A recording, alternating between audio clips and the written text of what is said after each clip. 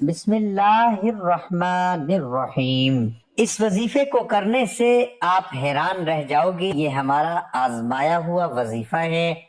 ایک بزرگ نے یہ ہمیں وظیفہ بتایا ہے۔ محترم ناظرین، آج آپ کی خدمت میں ایک بہت ہی خاص اور مجرب وظیفہ لے کر حاضر ہوا ہوں۔ یہ روحانی وظیفہ اللہ تبارک و تعالیٰ کے ایک نام کا وظیفہ ہے۔ تو یہ وظیفہ جو کوئی بھی کرتا ہے چند دنوں میں، جیسے کہ 3 دنوں سے منسوب کیا گیا، چند دنوں میں وہ شخص اتنا مالا مال ہو جاتا ہے کہ اسے خود کو سمجھ نہیں آتی کہ یہ رزق کہاں سے آ رہا ہے۔ اللہ تبارک و تعالیٰ کی ذات جو کہ انسان کے لیے رحمان ہے، رحیم ہے، وہ اپنے بندے کو اپنا نام پکارنے پہ اس قدر رزق فراہم کرتا ہے، اس قدر وافر رزق عطا فرماتا ہے کہ بندہ اپنے رب کا شکر ادا کرتے کرتے نہیں تھکتا۔ تو آپ لوگ یہ وظیفہ ضرور کریں، انشاءاللہ تعالی آپ کو وہاں سے رزق حاصل ہوگا جہاں سے کبھی گمان بھی نہ کیا ہوگا۔ تو آپ کو میں آج یہ وظیفہ بتاؤں گا۔ تمام دوستوں سے گزارش ہے کہ ویڈیو کو مکمل دیکھیے گا۔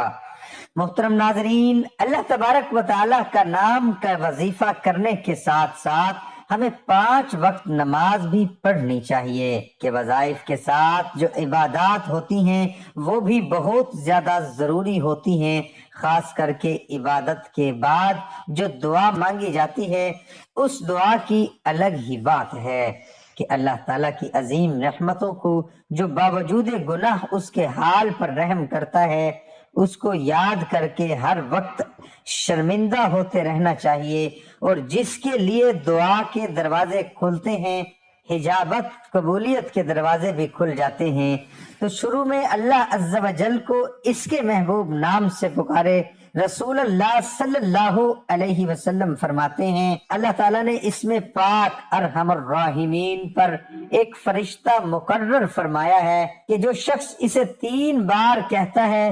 فرشتہ ندا کرتا ہے مانگ کے ارحم الراحمین تیری طرف متوجہ ہے، تو اور بار بار 5 بار یا ربنا بھی نہایت مؤثر حجابت یعنی دعا کی قبولیت میں بہت اثر رکھتا ہے۔ قرآن مجید میں اس لفظ مبارک کو 5 بار ذکر کر کے اس کے بعد ارشاد فرمایا کہ تو ان کی دعا قبول کی۔ ان کے رب نے امام جعفر صادق رضی اللہ تعالی عنہ سے منقول ہے کہ جو شخص 5 بار یا ربنا کہے، اللہ تعالیٰ اسے اس چیز سے جس کا خوف رکھتا ہے امان بخشے،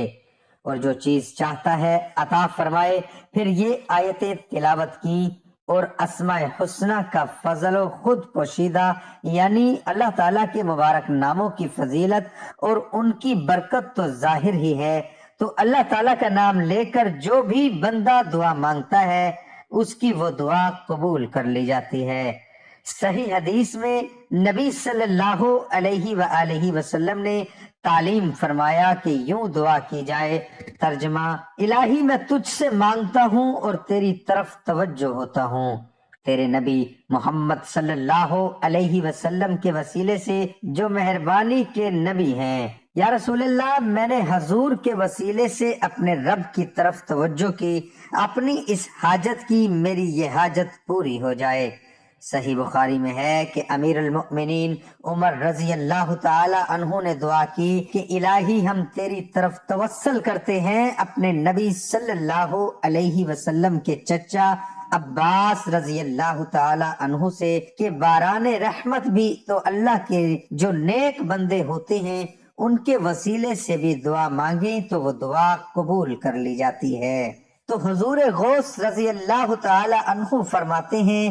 کہ جو کسی تکلیف میں مجھ سے مدد مانگے وہ تکلیف دور ہو، اور جو کسی سختی میں میرا نام لے کر پکارے وہ سختی دفع ہو، اور جو کسی حاجت سے مجھے وسیلہ کرے وہ حاجت روا ہو۔ اور فرماتے ہیں جب تم اللہ تعالیٰ سے سوال کرو تو میرے وسیلے سے مانگو، تمہاری مراد پوری ہو جائے گی۔ اور اللہ تعالیٰ سے مانگے، دن رات مانگے، ہتھیلیاں پھیلا کر مانگے۔ تو جو شخص انتہائی عاجزی و انکساری سے ہتھیلیوں کو بلند کر کے اللہ کی بارگاہ میں جب سو رہے ہوں اور وہ سجدہ ریز ہو تو جب اللہ تعالیٰ سے مانگتا ہے اللہ تعالیٰ اس پر رحمتوں کے دروازے کھول دیتا ہے، اس پر نیکیوں کے دروازے اس کے لیے کھول دیتا ہے، اسے اس قدر عطا فرما دیتا ہے کہ وہ بندہ خود حیران ہو جاتا ہے کہ مجھے کہاں سے اتنا رزق، اتنی فضیلتیں، اتنی برکتیں مجھے آخر کہاں سے حاصل ہو گئی ہیں۔ اور جو بہنیں بھائی اکثر پریشان رہتے ہیں، قرضوں میں جکڑے ہوئے ہیں، پریشانیوں میں گھرے ہوئے ہیں، قرضہ اس قدر ہے کہ بڑھتا ہی جا رہا ہے اور رزق ہے کہ آ ہی نہیں رہا، اور اگر کوئی کاروبار شروع کرتے ہیں اور وہ کاروبار چل نہیں پاتا، یا کہ انہیں دولت چاہیے اور دولت نہیں مل رہی، تو اب یہ ضروری نہیں کہ دولت، بعض لوگ یہ کہتے ہیں کہ دولت ہر وقت نہیں مانگنی چاہیے، تو دولت حاصل کر کے بھی انسان غریبوں کی مدد کر سکتا ہے، صدقہ کر سکتا ہے، خیرات کر سکتا ہے،